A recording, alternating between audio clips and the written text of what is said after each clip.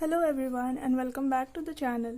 So the topic that we are going to discuss today is a very small topic in our syllabus, that is refund under GST. So before starting the chapter, let us first understand what is the meaning of refund and when is it to be applied for refund under GST. So a person can make an application for refund of GST before the expiry of 2 years from the relevant date in prescribed form and manner as may be prescribed. ठीक है. Now such refund may be claimed in the return filed in regular manner by the taxable person, and refund is related to e-credit ledger and cash ledger. And yes, if the amount is less than rupees 1000, then no refund shall be applicable. See, no refund shall be paid to an applicant if the amount of refund is less than rupees 1000. सो अगर 1000 से कम refund आ रहा है तो वो applicant को entertain नहीं हो पाएगा. This particular amount will not be entertain to the particular applicant. Next question comes that what are the cases where refund are allowed. ठीक है, ऐसे कौन कौन सा केसेस है जहाँ पे रिफंड अलाउ हो सकता है. So the very first case is in the case where excess GST has been paid. ठीक है, या तो GST ज़्यादा दे दिए हम तो उस केस में रिफंड मिल जाएगा, या फिर zero rated supply made without payment of tax. ठीक है, ज़ीरो रेटेड सप्लाई पे हम बिना टैक्स पे किए ही उसका सप्लाई कर दिया तो फिर उसमें रिफंड आ जाएगा. नाउ सप्लाई ऑफ गुड्स और services to a SEZ unit. ठीक है, SEZ में अगर हम कोई गुड्स या सर्विसेज का सप्लाई किए तो उस केस में भी रिफंड आ जाएगा, मिल जाएगा. उसके बाद if the registered dealer has regarded taxability of a particular supply mistakenly as interstate supply instead of intrastate supply. ठीक है, उसको करना था इंट्रास्टेट बट वो इंटरस्टेट पे ही टैक्स दे दिया तो उस केस में भी रिफंड हो जाएगा. उसके बाद in the case where registered person is selling goods at lower rate and has paid a higher rate of interest on the purchase then he may claim refund of excess portion. For example printing book. ठीक है, suppose paper पे rate दिया 18% का. ठीक है, और book पे 5% ही है तो वो जो एक्स्ट्रा GST दिया वो रिफंडेबल हो जाएगा उसको.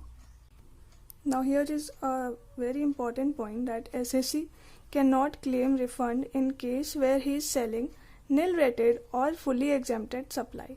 तो जहाँ जहाँ उसका नील रेटेड या फिर फुली एग्जेम्प्टेड सप्लाई का सप्लाई हो रहा है, मतलब सर्विसेज या गुड्स का सप्लाई हो रहा है, तो उस केस में वो रिफंड क्लेम नहीं कर सकता. ठीक है.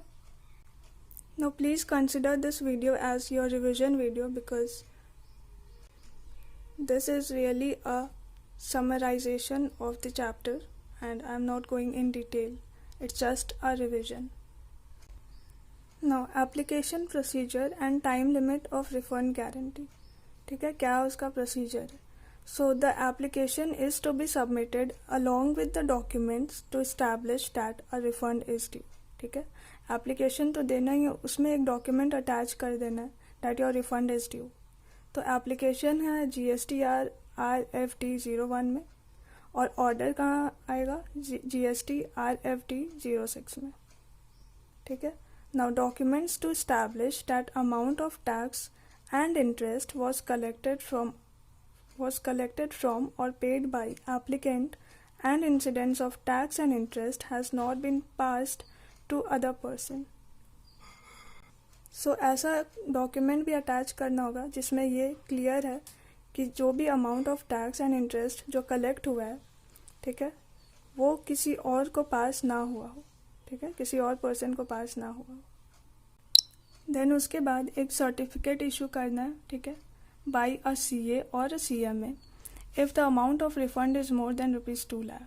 So if the amount of refund is less than rupees 1000, then no refund will be entertained, and if the amount is more than rupees 2 lakh, then a certificate is to be issued by a CA or a CMA if amount of refund is more than rupees 2 lakh. Now after receipt of this application, proper officer is satisfied that the whole amount claimed as refund is refundable. तो अगर ये सारा process करने के बाद proper officer satisfied है कि हाँ जो ये क्लेम कर रहा है उतना रिफंड इसका बनता है, तो उस केस में he may make an order within from date of application and amount so determined shall be credited to the consumer welfare fund or applicant account as the case may be. ठीक है, तो एक बार proper officer satisfied हो गया, उसके बाद वो आगे का प्रोसेस कर देगा. Now there are certain cases where refund is really not allowed. So the cases are, for example, goods exported out of India are subject to export duty. ठीक है, जो हम एक्सपोर्ट करते हैं उस पर एक्सपोर्ट ड्यूटी लगता है. फॉर एग्जाम्पल नेगेटिव गुड्स आ गया. ठीक है, तो जब जीएसटी लगा ही नहीं तो रिफंड का बात होगा ही नहीं. ठीक है. Now if supplier of goods और सर्विसेज और both avails drawback of GST paid on such supplies. ठीक है, तो अगर कोई सप्लायर ड्रॉबैक अवेल कर लेता है तो उस केस में भी उसको रिफंड नहीं अलाउ होगा. Drawback here means duty drawback. Now if refund is not being entertained on time, then the interest will be charged. So interest on delayed payment will be as follows. If not refunded within 60 days from the date of receipt, then interest at the rate of maximum 6% per annum shall be payable in respect of such refund.